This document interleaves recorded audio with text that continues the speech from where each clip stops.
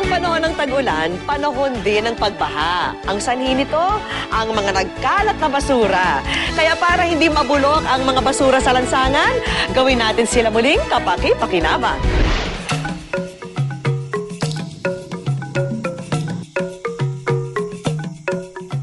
Ang basura, ginto kung ituring ng iba.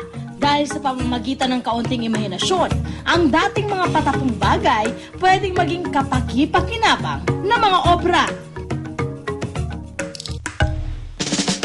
Alam niyo bang bawat isa sa atin ayon sa Eco Waste Coalition ay halos 5 kilo ang itinatapon na basura kada araw? At kung iipunin ito sa loob ng isang taon, umaabot ito ng 1,715 kilos. Katumbas ng 28 sako ng bigas. Kaya naman ang iba sa atin, naghahanap ng mga paraan para ma-recycle ang mga basurang ito.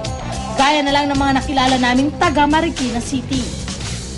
Akalain niyo ba na ang ibang mga struktura at daanan dito, hindi pala gawa sa simento, kundi sa mga lumang polystyrene foam o mas sikat bilang styro? It's an alternative sa mga cement blocks. Kada buwan ang pagkolekta ng gamit na mantika mula sa mga residente. Kailangan kasing 12 kilo nito para mailuto ang 20 kilo ng styrofoam. Ito mga waste styro na nakolekta namin, dadali namin ito sa aming shredder. Na kung saan, dito sa aming shredder, dito naman sinishred para maging maliliit na particles itong aming waste styro. Dadalhin naman ang mga ito sa styroplastic densifier machine kung saan sila iluluto sa kumukulong mantika. Itong styroplastic densifier, ito yung machine na dinevelop ng Department of Science and Technology. So ito yung, di bali, yung recycling facility natin na kung saan nasa loob na nito yung used cooking oil na nai-preheat na natin for 30 minutes. Sa init na 180 degrees, lalapot na ang tunaw na styro sa loob ng 3 oras. Ito na yung ginagawa nating catwalk block. Ito na yung magiging end product niya.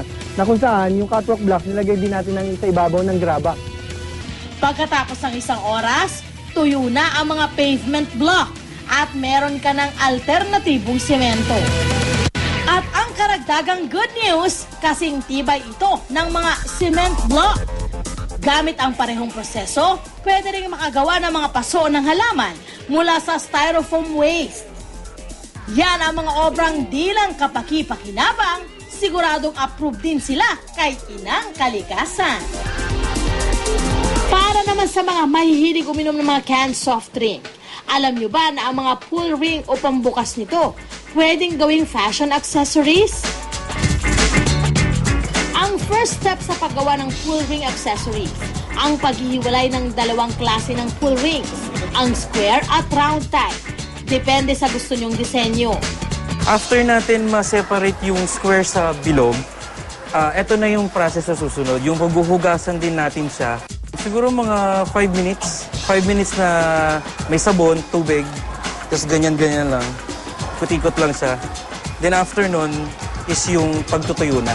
Matapos patuyuin, pipit-pitin ang mga to gamit ang maliit na martilyo. May mga pull ring kasi na medyo hindi tama yung pagkabukas. So kailangan nilang pukpukin to para kung kunwari gagawa ng bracelet, hindi siya masusugatan. Pwede na itong tahiin gamit ang sinulid at karayom na pangganchilyo. Bukod sa mga fashion accessory tulad ng necklace, earrings at bracelets, pwede rin makagawa ng mga vest na damit at lamp. Ang mga produktong ito, ibinibenta mula 150 hanggang 4,500 pesos. Ayon sa foundation, world-class daw ang quality ng mga produktong ito. Kaya naman, umaabot sa iba't ibang bahagi ng mundo ang mga gawa nilang accessories tulad sa Japan, Dubai at United Kingdom.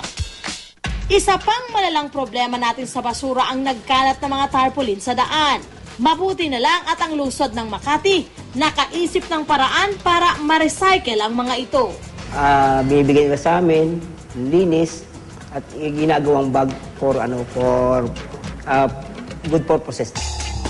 Pagkatapos linisin ng mga tarpaulin, diretso na ang mga ito sa cutting area. Tiniklop ng 1 inch ang bawat gilid ng bag at itinahi ng nakabaliktad gamit ang sewing machine. Linagyan ng bulsa at ng mga handle. Baliktarin lang ang naitahing bag at ito na ang kakaibang finished product. Bukod sa bag, gumagawa rin sila ng mga apron. Ang mga produktong ito nagkakahalaga ng 40 to 50 pesos.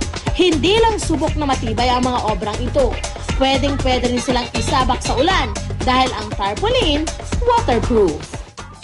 Ang basura, hindi kailangang maging salot ng lipunan. Ibang pananaw lang ang kailangan para ang mga ito maging obrang nagpapakita ng likas na pagkamalikhain nating mga Pinoy.